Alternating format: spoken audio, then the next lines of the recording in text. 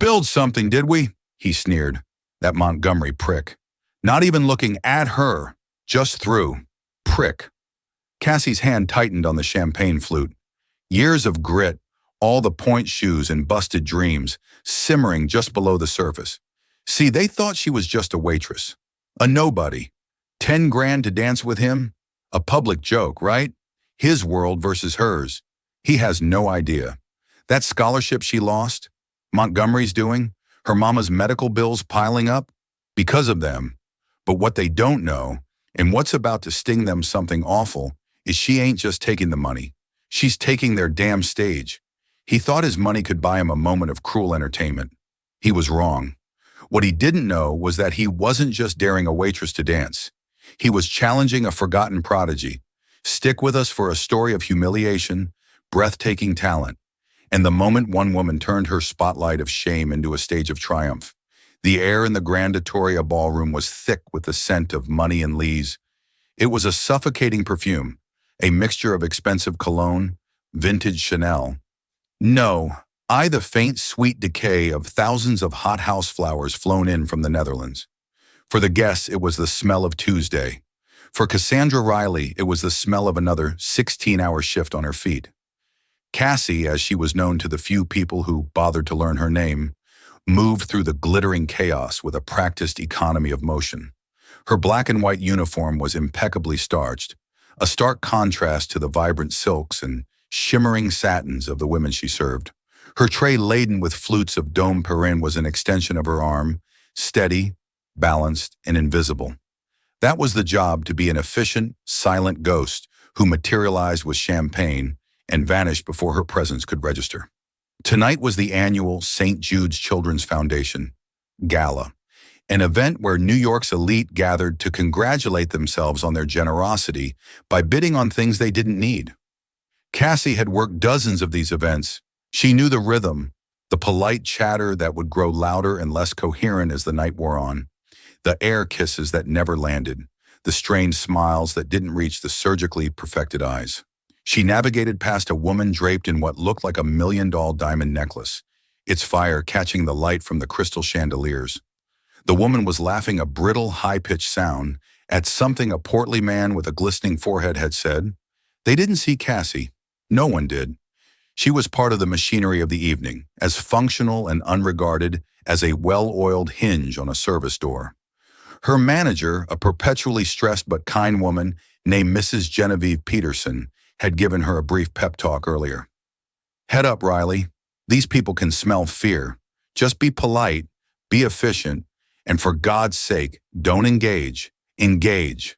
As if Cassie had the energy for it. Her feet were already aching in her sensible non-slip shoes. Her mind was a million miles away, replaying the rejection letter that had arrived that morning. It was the third one this month. The Donovan Academy of Performing Arts Alumni Grant Committee regrets to inform you. The words were burned into her memory. 4 years. It had been 4 years since the accident. 4 years since she'd traded her point shoes for a serving tray. Her dreams of the Broadway stage for the reality of rent and her mother's medical bills. Sometimes in the quiet moments between serving tables, she could still feel it. The phantom sensation of the stage lights on her skin, the thrum of the orchestra and the floorboards, the collective held breath of an audience just before the music began. It was a ghost limb, an ache for a life that was no longer hers. She was refilling water glasses at table 12 when she first felt the weight of a specific targeted gaze. It wasn't the usual indifferent sweep of the room. This was focused, dissecting, and laced with a palpable sense of contempt. She looked up, her professional smile, faltering for a fraction of a second. The eyes belonged to Preston Montgomery III. Even if you didn't know the name, you knew the type.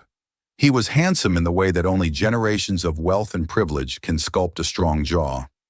Perfectly coiffed sandy blonde hair, a Rolex on his wrist that cost more than her car. He was lounging in his chair, not sitting with the easy entitlement of a man who had never been told no in his life. He was the heir to the Montgomery CPS real estate empire, a dynasty that had plastered its name on half the skyscrapers in Manhattan. He was flanked by his entourage. On his right was his fiancée, Veronica Davenport, a woman so thin and polished She looked like she might shatter if you spoke too loudly. Her smile was a slash of crimson lipstick, and her eyes as she watched Cassie held aboard cruelty. On his left were two siphons, Cassie mentally dubbed Chad and Bryce. They were laughing at something Preston had just murmured, their brawling laughter a perfect chorus of agreement. Preston's gaze lingered on Cassie. He wasn't looking at her, but through her, as if she were a curious specimen of insect he'd found crawling on his fine china. He nudged Veronica. "Look at this one," he said, his voice a low drawl that still carried in a lull in the conversation. "They look like they're wound by a key, don't they, little automatons?" Veronica tittered. "Don't be cruel, darling. She's just trying to earn her tip." Cassie's jaw tightened, but she kept pouring the water, her movements deliberate and smooth. "Don't engage. Be a ghost." She finished the last glass and began to retreat, her back straight, her dignity, her only shield. "Excuse me." Preston's voice cut through the air, sharp and commanding. "You missed a spot." Cassie paused, turning back. "Sir," he pointed a manicured finger at his water glass. There on the pristine white tablecloth was a single minuscule bead of water. It was no bigger than a pinhead. "There," he said, a smirk playing on his lips. "You spilled sloppy work." The accusation hung in the air, absurd and insulting. Chad and Bryce snickered. Veronica watched with predatory amusement. It was a power play, a small act of dominance to entertain his court. Cassie felt a hot flush of anger rise up her neck. All day she had endured the condescension, the dismissive waves of a hand, the sheer invisibility. This tiny, deliberate cruelty was the final straw. But Mrs. Peterson's voice echoed in her head. "Don't engage," she took a breath. "My sincerest apology, sir. I'll get a cloth to rectify that immediately." Her voice was a marvel of professional calm, but Preston wasn't finished. He leaned forward, his blue eyes glinting with a mean-spirited spark. "Rectify it. I don't think a cloth is going to rectify the general atmosphere of incompetence here tonight." He took a long sip of his champagne, then set the glass down with a soft click. The band on the main stage had just finished a slow jazz number and was transitioning into something more vibrant, a fiery, complex piece of tango neo. The staccato rhythm of the bandan began to fill the ballroom. Preston's smirk widened into a grin. He had an idea, a brilliant, terrible idea. "You know," he said, his voice loud enough for the neighboring tables to hear, "I have a proposition for you." Cassie stood frozen. She could feel the eyes of other guests turning towards their table, sensing the brewing drama. "My friends and I were just discussing how utterly devoid of passion people are these days," Preston announced, gesturing vaguely at the room. "Everyone's so stiff, so lifeless." His gaze landed squarely back on Cassie. "I'll bet you've never felt a moment of real passion in your life, have you?" Her silence was his answer. He stood up, a towering figure of bespoke tailoring and inherited arrogance. "I dare you," he said, his voice ringing with theatrical challenge. "I dare you to dance with me right here, right now, to this." A collective gasp rippled through the nearby tables. Veronica's eyes widened, a flicker of genuine surprise before settling back into amusement. This was better than she'd expected. "Preston, don't be absurd," she purred, a weak protest designed only to spur him on. "I'm not being absurd. I'm making a point," he declared. He reached into his jacket and pulled out a thick monogram money clip. He peeled off a stack of $100 bills, the crisp notes fanning out in his hand. He didn't count them, but Cassie could see it was a staggering amount. $10,000, he announced to the silent watching room. "That's your tip if you can dance this tango with me and not make a complete fool of yourself. But if you stumble, if you fall, if you can't keep up, you get nothing, and you're fired." He looked over at a pale-faced Mrs. Peterson, who was rushing towards their table. "I'll personally see to it." It was the ultimate act of humiliation, a public spectacle designed for her to fail. He, a man who had likely had private lessons for every conceivable activity, versus her, a lowly waitress in orthopedic shoes. The power imbalance was sickening. He wasn't just daring her to dance. He was daring her to exist outside of her designated role, knowing she would be destroyed in the attempt. Cassie's heart hammered against her ribs.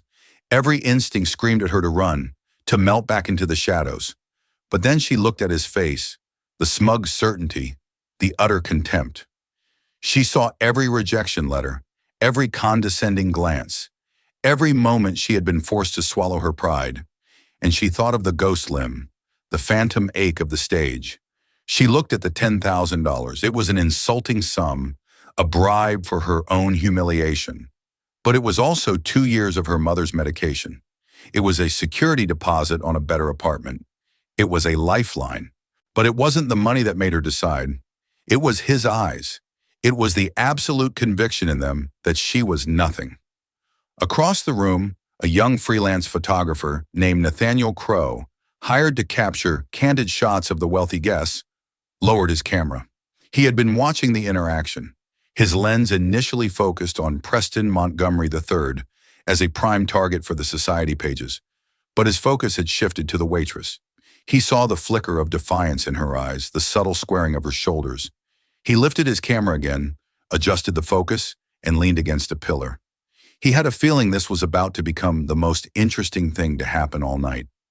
Cassie took a slow, deliberate breath, the chaotic noise of the ballroom fading into a dull roar. Her gaze met Preston's, and for the first time that night, her professional mask dissolved, replaced by a cool, unreadable calm. "Okay," she said, her voice clear and steady. "I accept." A shocked silence fell over the surrounding tables, so profound that the sharp, syncopated rhythm of the tango suddenly seemed deafening. Preston Montgomery III's arrogant grin faltered for just a moment, a flicker of surprise in his eyes. He hadn't actually expected her to accept. The dare was about the refusal, the confirmation of his power to intimidate her into submission. Her acceptance changed the game, but his ego, a vast and well-fed beast, quickly recovered. Of course, she'd accepted. For $10,000, what desperate little nobody wouldn't? This would be even more amusing than he'd imagined.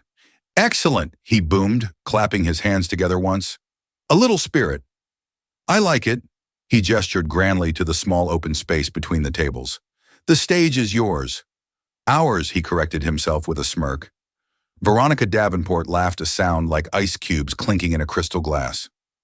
"Oh, Preston, you are terrible," she said, though her eyes shone with giddy anticipation. She was already picturing the story she would tell at brunch tomorrow. Mrs. Peterson finally reached the table, her face ashen. "Mr. Montgomery, please," she pleaded in a low, urgent whisper. "This is highly inappropriate. Cassandra, go back to the kitchen now." Cassie didn't look at her manager. Her eyes were locked on Preston. "It's all right, Mrs. Peterson," she said, her voice surprisingly firm. "He made a public offer. I gave a public acceptance." Mrs. Peterson looked from Preston's smug face to Cassie's unnervingly calm one, and knew she had lost control of the situation. To interfere further would only create a bigger scene, potentially jeopardizing her own job. She took a step back, wringing her hands, her expression a mask of pure dread. Cassie's movements were slow and deliberate. First, she placed her silver tray on a nearby service stand, her hands perfectly steady. The room watched, mesmerized by this small, defiant act. Then she reached behind her back and untied the strings of her starched white apron. She folded it neatly once, twice, and placed it on the tray next to the champagne flutes. It was a symbolic shedding of her uniform, a disrobing of her servitude. Beneath the apron, she wore a simple, well-fitting black blouse and black trousers, the standard uniform. But without the apron, with her posture suddenly straighter, she seemed different, taller. The uniform was no longer a costume of subservience. It was just clothes. Finally, she looked down at her feet at the sensible, clunky black shoes that had carried her for miles across marble floors. She kicked one off, then the other. The soft thud of the shoes hitting the plush carpet was the only sound. Now she stood in her simple black socks. A murmur went through the crowd. This was no longer just a rich man being a bully. This was turning into theater. Across the room, Nate Crow adjusted his lens. He zoomed in, capturing the details, the folded apron, the discarded shoes, the look of intense concentration on Cassie's face. This wasn't just a story about a dare anymore. It was about a transformation. He held his breath, his finger hovering over the shutter button. Preston, enjoying the attention, offered Cassie his hand with a flourish of mock chivalry. "Shall we?" Cassie ignored his hand. She walked past him to the center of the small improvised dance floor. She closed her eyes for a single fleeting second. In that darkness, the ballroom melted away. The scent of lilies and champagne was replaced by the familiar smell of rosine and old wood. The chatter of the elite faded, replaced by the echo of her old instructor's voice. Feel the music, Cassandra. Don't just hear it. Let it move you from the inside out. She opened her eyes. The music Astor Piazzolla's Libertango was halfway through its introduction. Its melody a seductive, dangerous promise. She knew this piece. She had choreographed a solo to it for her final project at Donovan, a project she never got to perform. She turned to face Preston, her expression no longer calm but alive. A fire had been lit in her dark eyes. "Ready when you are," she said. Preston strode toward her confidence, rolling off him in waves. He grabbed her hand and pulled her into a traditional tango frame, his grip too tight, his posture stiff. He was a textbook dancer, the kind who learns by memorizing steps, not by feeling the rhythm. He intended to lead to dominate the dance just as he dominated everything else. He launched into a basic forward ooh, a simple figure-8 step, expecting her to follow clumsily. And for the first 2 steps, she did. She allowed him to push her to guide her, her body following his rigid lead. He smirked at Veronica, a self-satisfied, "I told you so" look on his face. This was going to be easy. And then everything changed. On the 3rd step, as he prepared to pivot, her Cassie didn't just follow. She anticipated. Her frame, which had been pliant, suddenly became charged with energy. Her hand on his back was no longer a follower's touch. It was a guide's. Instead of letting him muscle her through the turn, she used his own momentum, spinning with a speed and precision that caught him completely off guard. He stumbled just for a second, his perfect posture broken. The smirk vanished from his face, replaced by a flash of confusion. The Bandinian wailed and Cassie came alive. She was no longer Cassie Riley the waitress. She was Cassandra the dancer. Her feet, clad only in black socks, slid across the carpet with a grace her clunky shoes had hidden. She wasn't just doing steps. She was interpreting the music, her body a physical manifestation of the tango's passionate, sorrowful soul. Preston tried to regain control, attempting a more complex sequence of steps he'd no doubt learned for $500 an hour. He led her into a juro, a turn, but she wasn't just turning. She embellished it, her free leg hooking around his in a swift, sharp gancho that was both technically brilliant and breathtakingly audacious. It wasn't in his textbook. He froze for a microsecond, his mind unable to process the move. The crowd, which had been watching with morbid curiosity, was now utterly silent, their champagne flutes forgotten. They were witnessing something they didn't understand. The power dynamic had inverted. The millionaire was no longer leading. He was struggling to keep up. Cassie saw the panic in his eyes, the beads of sweat forming on his brow, and she felt a surge of something fierce and wild. This wasn't about the money anymore. This was for every dream she'd had to defer, for every indignity she'd had to swallow. This was her stage, and he was just a prop. She began to lead subtly at first, then with undeniable authority. She guided him backwards her steps, intricate and sure, forcing him into sequences he clearly didn't know. He was flailing his movements, becoming jerky and reactive. He was a marionette, and she was pulling the strings. Nate Crow was shooting in a frenzy, the rapid click, click, click of his camera, the only counter rhythm to the music. He captured the look of shock on Veronica's face, her crimson smile frozen in a richness of disbelief. He captured the dropped jaws of Chad and Bryce, but mostly he captured Cassie. He framed a shot of her back arched in a perfect expressive line. He caught the moment she dipped her hair brushing the floor, her eyes burning with intensity as she looked up at the floundering man in her arms. The music swelled to its crescendo. Cassie executed a series of lightning-fast foot swivels, a lap drawing invisible circles on the floor around Preston's clumsy feet. She was dancing circles around him literally and figuratively. For the finale, she drove him back one last time, then spun away from him, her arms snapping out in a dramatic pose, her chest heaving, her chin held high. The final discordant chord of the tango hung in the air like a question mark. Preston was left standing alone in the middle of the space, breathing heavily, his face a mottled red mask of fury and humiliation. He looked lost. For a heartbeat, there was absolute silence. The entire ballroom, hundreds of people had stopped to watch. Then one person began to clap. Then two, and then the room erupted. It wasn't polite society applause. It was a roar, a standing ovation from people who had paid $25,000 a table, all for a waitress in black socks.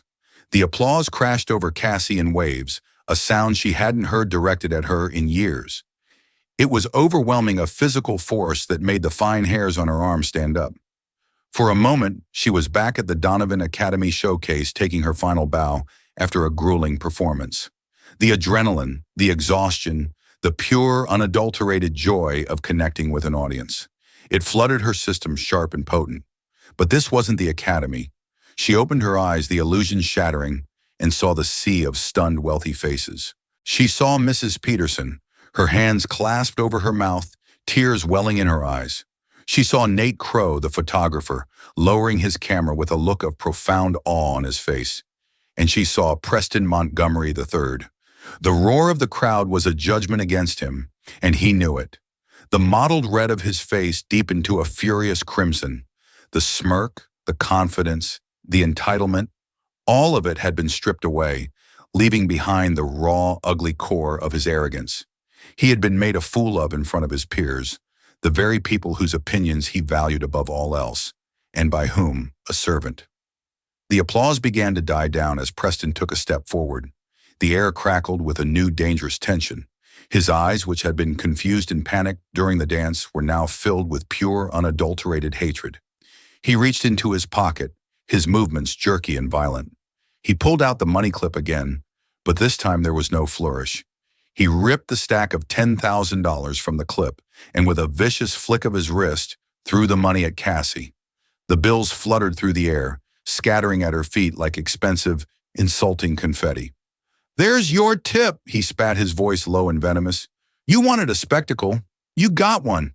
Now get out of my sight." The crowd murmured, shocked by the open hostility. This was no longer amusing sport. It was brutal. Throwing money at her like that, after a performance that had clearly transcended the crass terms of his dare, was the ultimate sign of disrespect. He was trying to reassert his dominance, to reduce her art back to a transaction, to remind her that in his world she was still just the help. Cassie looked down at the $100 bills littering the plush carpet around her socked feet. $10,000. It was a life-changing amount of money. It was security. It was a solution to so many of her problems. She could feel the practical, desperate part of her brain screaming at her to bend down to gather the notes, to swallow this final indignity for the sake of survival. But then she looked up at Preston's face. She saw no remorse, no respect, only the bitter fury of a spoiled child who had lost a game. And she knew she couldn't take it. To take that money now would be to validate his worldview. It would mean that her pride, her talent, her soul, everything she had just reclaimed on that dance floor, had a price tag. And that price was $10,000. With a calmness that stunned even herself, she looked Preston directly in the eye. Her voice when she spoke was not loud, but it cut through the silence of the ballroom with the precision of a scalpel. "I think you misunderstand," she said clearly. "I didn't dance for your money. I danced for me." She took a small step back away from the scattered bills. "My art is not for sale." She held his gaze for a beat longer, letting the weight of her words settle. Then, without another glance at the money, she turned her back on him. With her head held high, she walked off the improvised dance floor, her bare feet silent on the carpet. She moved past the stunned tables, past the gaping faces of Veronica, Chad, and Bryce. She walked directly to the service stand, picked up her folded apron and her clunky, sensible shoes. She didn't run. She didn't scurry. She walked with the unhurried grace of a queen, abdicating a throne she never wanted. As she reached the service door leading to the kitchens, she passed Mrs. Peterson. "Riley, the manager started, her voice choked with a mixture of pride and terror. Cassie gave her a small, weary smile. "It's okay, Mrs. Peterson. I think I quit." She pushed open the door and disappeared into the clatter and steam of the back of the house, leaving a stunned ballroom, a humiliated billionaire, and $10,000 lying untouched on the floor. The silence Preston's outburst had created was broken by a new sound. It was the distinct, cultured voice of a man in his late 60s sitting at a table near the dance floor. "Well," the man said to his companion, his voice carrying in the still air, "that was the most exciting thing to happen at one of these dreary events in 20 years. He was Gregory Bishop, the legendary and notoriously difficult to please choreographer and director whose shows had dominated Broadway for 3 decades. He had been on the verge of leaving bored to tears by the vapid speeches and overwrought food. Now he was leaning forward, his eyes alight with a professional interest he hadn't felt in years. He had not just seen a waitress outdance a rich fool. He had seen technique. He had seen passion. He had seen raw, untamed star power. More than that, he recognized something in her style. The clean lines, the emotional intensity. It was the signature of a specific training, a specific school. He turned to his assistant. "Find out who that girl is," he commanded. "I don't care what it takes. Get me her name. I want to see her tomorrow." Meanwhile, Preston Montgomery III stood frozen amidst the wreckage of his ego. His fiancée, Veronica, finally came to his side, her touch on his arm, hesitant. "Preston, let's just go," she whispered, her face pale. The fun had curdled. The crowd was no longer looking at him with admiration, but with something between pity and contempt. His attempt to be the evening's alpha male had backfired spectacularly, painting him as both a bully and a fool. He shook her hand off. His eyes were fixed on the service door through which Cassie had vanished. The humiliation was a physical thing, a hot coil in his gut. It wasn't over. He didn't know how, but he would make her pay for this. Not with money, but with ruin. The Montgomery family did not tolerate being embarrassed. Unseen by Preston, Nate Crow was already scrolling through the images on his camera's display. He had it all. The arrogant dare, the discarded shoes, the explosive dance, the look of fury on Preston's face, the defiant turn of Cassie's back, the money on the floor. He knew this was more than just a set of candid party photos. This was a narrative, a story of David and Goliath played out in tuxedos and tango. He looked up from his camera, a slow grin spreading across his face.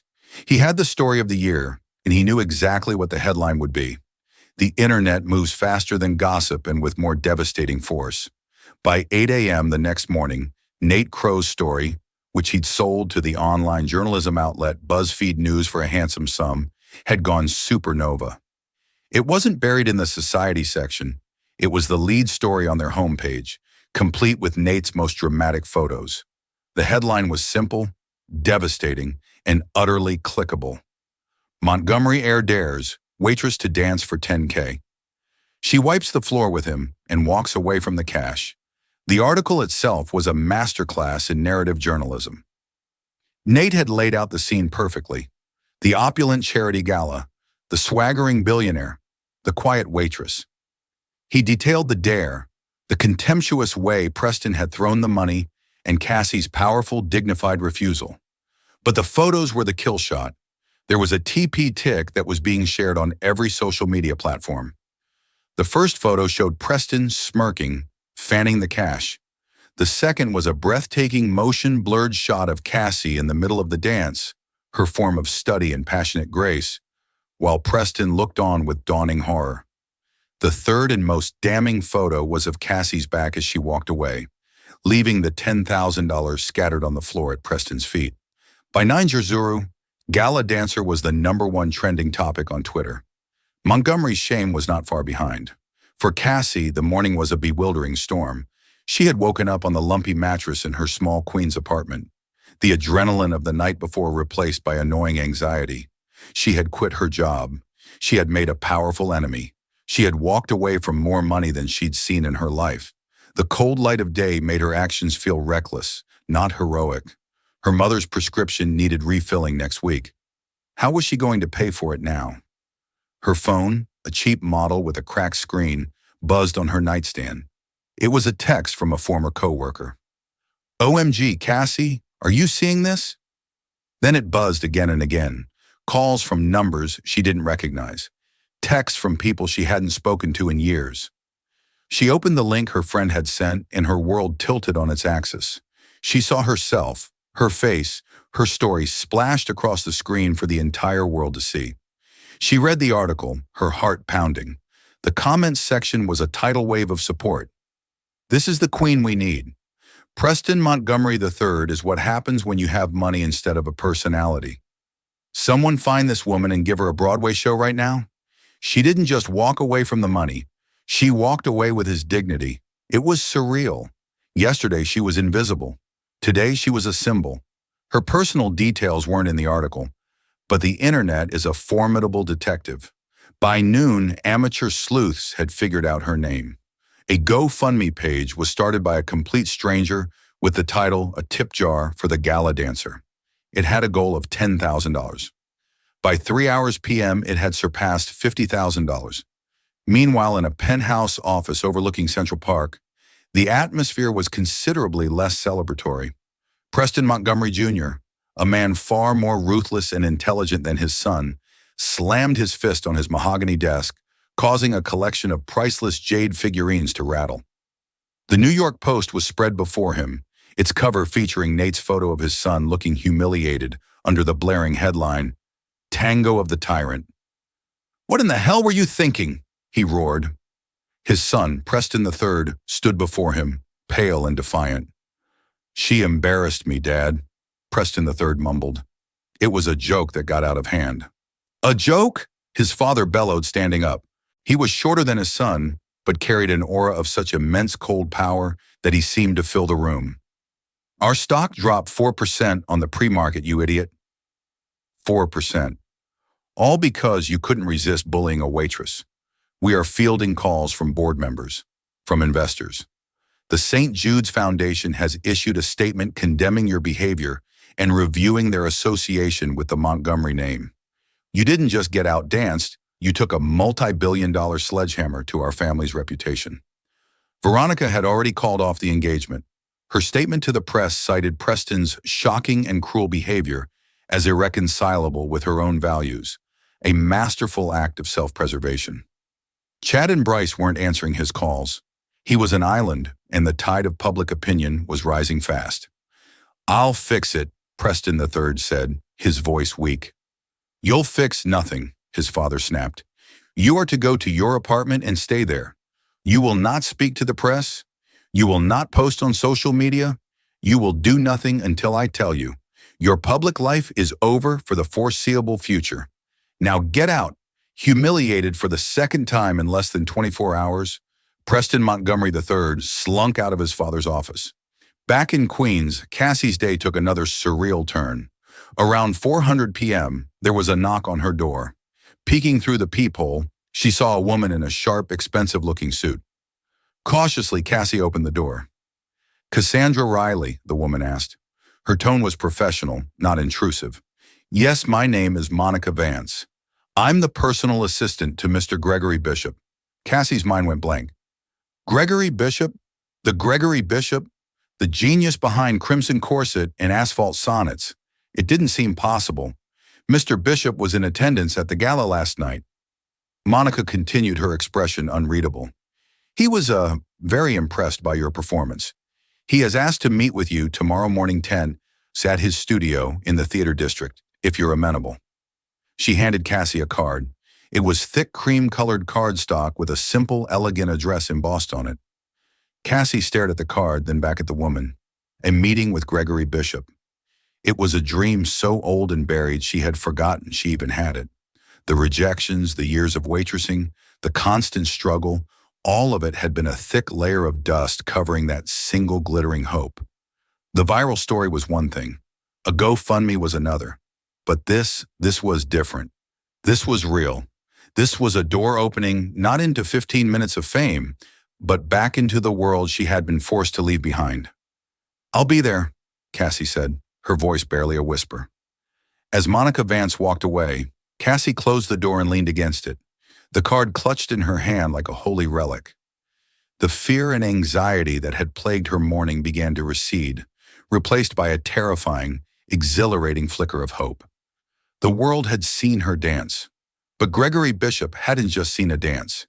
He had seen a dancer, And for the first time in 4 long years, Cassandra Riley allowed herself to believe that she might be one again. Gregory Bishop's studio was exactly as Cassie had always imagined it. It was a cavernous space on the top floor of a pre-war building in the heart of the theater district. A wall of floor-to-ceiling windows flooded the room with the gray light of a New York morning, illuminating the dust motes dancing in the air. The floors were worn, scarred oak, bearing the marks of countless hours of relentless work. One wall was covered entirely in mirrors, another in production photos from his legendary shows. The air smelled of sweat lemon-scented floor polish and ambition. It was the scent of her old life.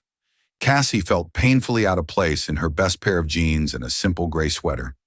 She had spent an hour that morning trying to decide what to wear, realizing with a pang that her entire wardrobe consisted of Waitress uniforms and worn-out casual clothes. Gregory Bishop was sitting on a simple wooden stool in the center of the room, observing her as she walked in. He was smaller than she expected, a compact man with a wiry frame, piercing blue eyes and a mane of wild silver hair. He wore a simple black turtleneck and black pants, the unofficial uniform of creative geniuses everywhere. "Miss Riley," he said. His voice was raspy, a product of too many cigarettes and too many hours shouting directions at actors. "Thank you for coming, Mr. Bishop. Thank you for inviting me," Cassie replied, her voice steadier than she felt. He gestured to the vast empty floor. "The other night. That was Astor Piazzolla's Libertango, a difficult piece. You didn't just dance it, you inhabited it." "I know the piece," she said. "Clearly," he replied, a hint of a smile touching his lips. "But it was more than that. I saw training in your movements. Strong, bloodic fundamentals, but with a modern emotional core, the kind of training a specific institution is known for." He paused, his gaze sharp and analytical. "The Donovan Academy. Am I wrong?" Cassie's breath caught in her throat. "Yes, I was a student there. I didn't graduate." "I know," Bishop said simply. "I checked.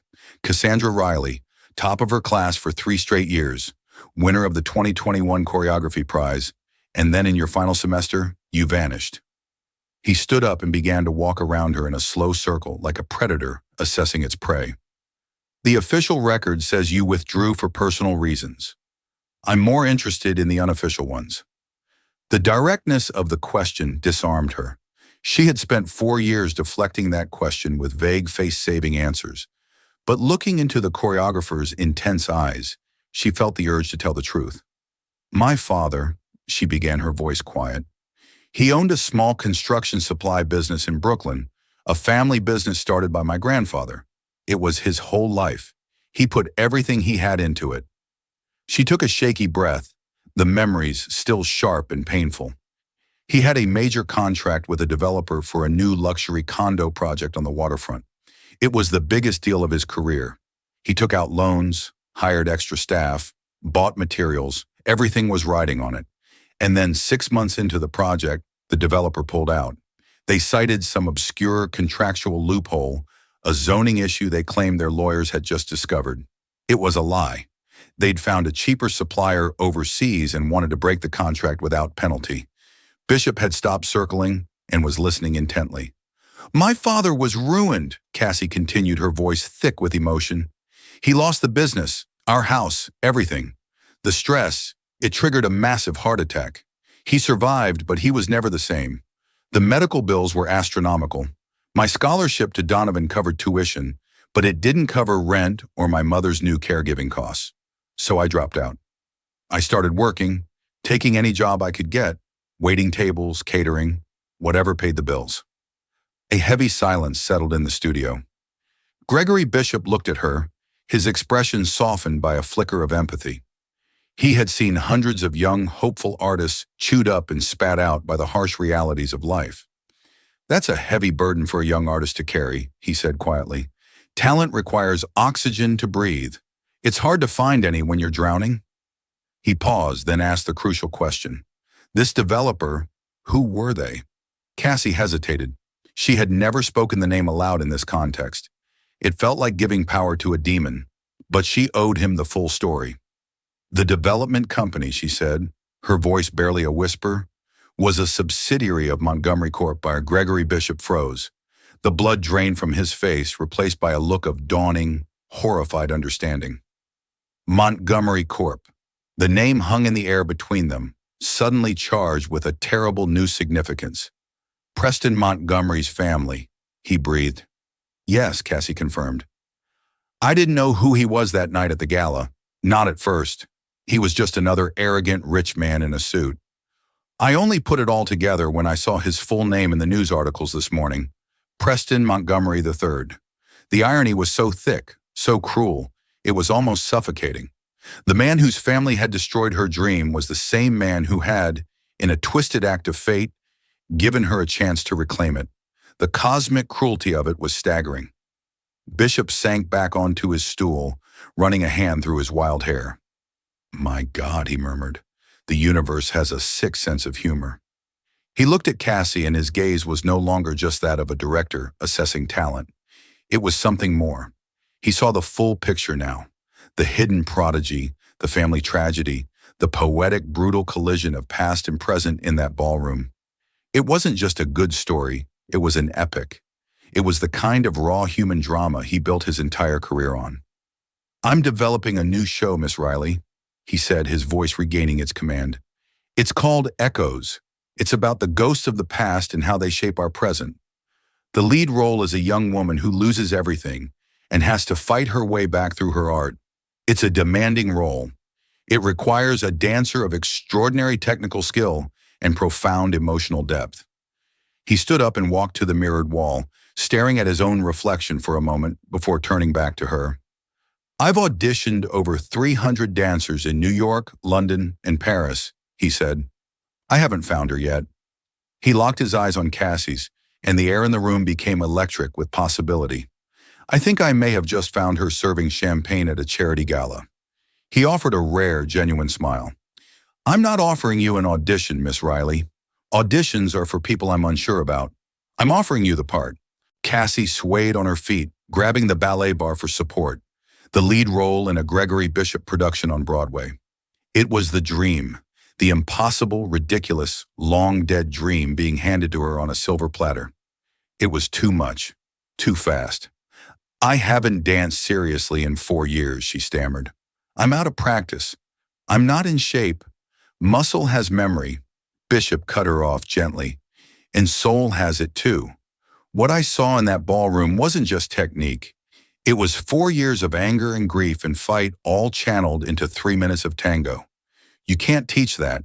You can't fake that. We'll get you back into shape. We have the best trainers, the best physical therapists. All I need from you is the fire I saw the other night. He paused, his expression turning serious. The question is, do you still have it? Do you want it? Did she want it? It was like asking a starving person if they wanted a banquet. It was everything. Tears welled in her eyes. Tears of shock, of relief, of terror, of overwhelming gratitude. She nodded, unable to speak. Good, Bishop said, clapping his hands together briskly. The moment of emotion over. Be here Monday morning, 6:01 a.m. sharp. Your new life begins then. As Cassie walked out of the studio and back into the harsh light of the city, the world looked different. The noise of the traffic sounded like an orchestra tuning up. The gray sky seemed full of promise. She had walked into that studio, a former dancer, a waitress, a victim of circumstance. She was walking out as the lead in a Broadway show. She had her life back, and now she realized she had something else too. She had power. The story was no longer just about a humiliated waitress. It was about the star of Gregory Bishop's new show, a woman whose past was inextricably, tragically linked to the Montgomery family. And she knew with a certainty that chilled her to the bone that this story was far from over. The news that Cassandra Riley had been cast as the lead in Gregory Bishop's new Broadway show struck Montgomery Corp like a thunderbolt. The story, already a public relations nightmare, morphed into something far more potent. Cassie was no longer just the viral gala dancer. She was a real-life Cinderella, a prodigy whose comeback story made the Montgomery name synonymous with villain. The company's stock continued its downward slide as the narrative solidified. The Montgomerys didn't just bully waitresses, They crushed dreams. In his penthouse office, Preston Montgomery Jr. knew the strategy of silence had failed. Action was required, swift, decisive, and public. He summoned his son, who appeared looking like a ghost in a $1,000 suit. "You will make a public apology," Preston Jr. stated, his voice devoid of warmth.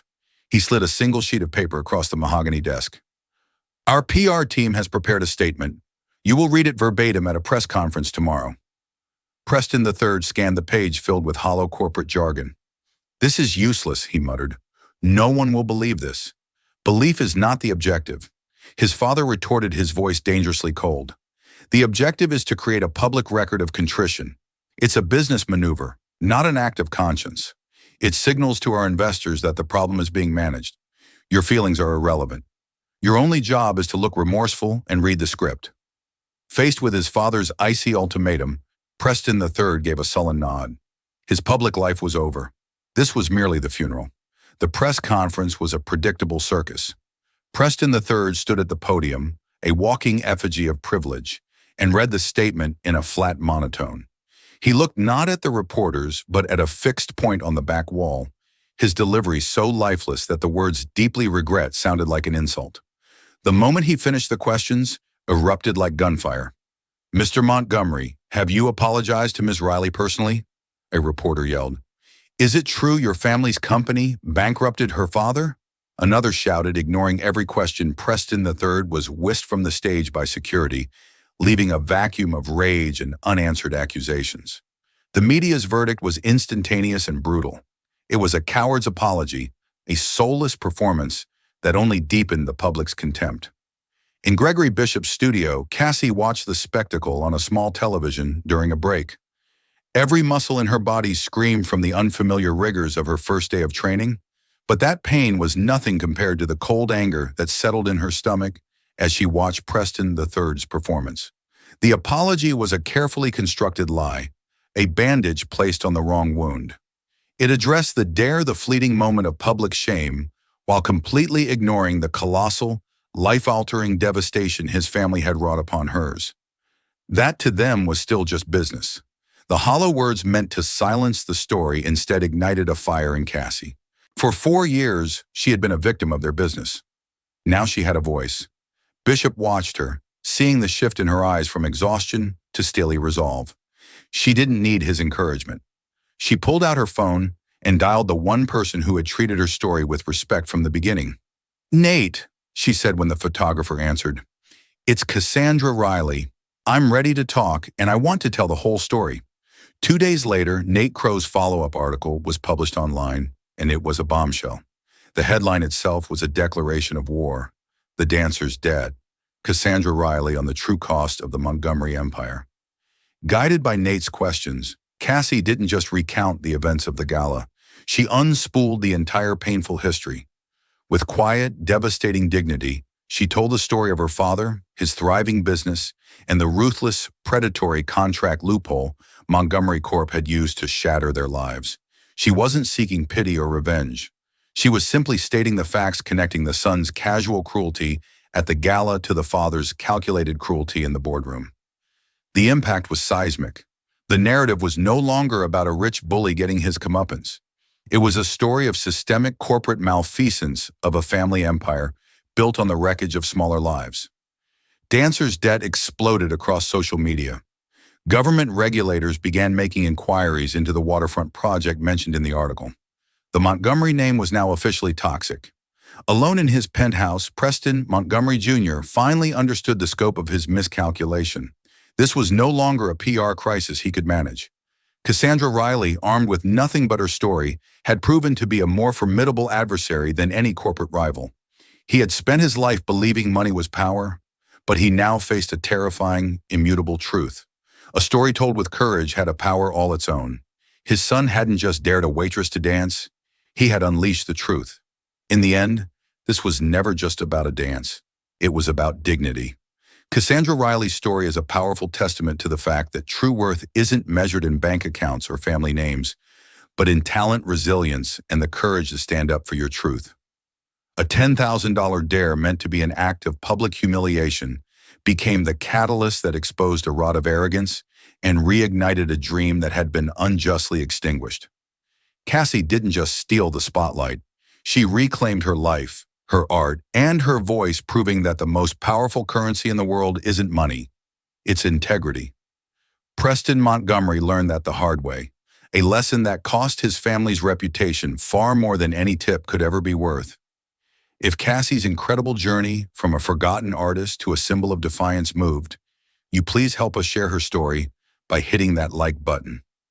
Share this video with someone who needs a reminder that it's never too late to fight for your dreams. And make sure you subscribe and turn on notifications for more true stories that matter. We want to hear from you. What part of Cassie's story resonated with you the most? Let us know in the comments below.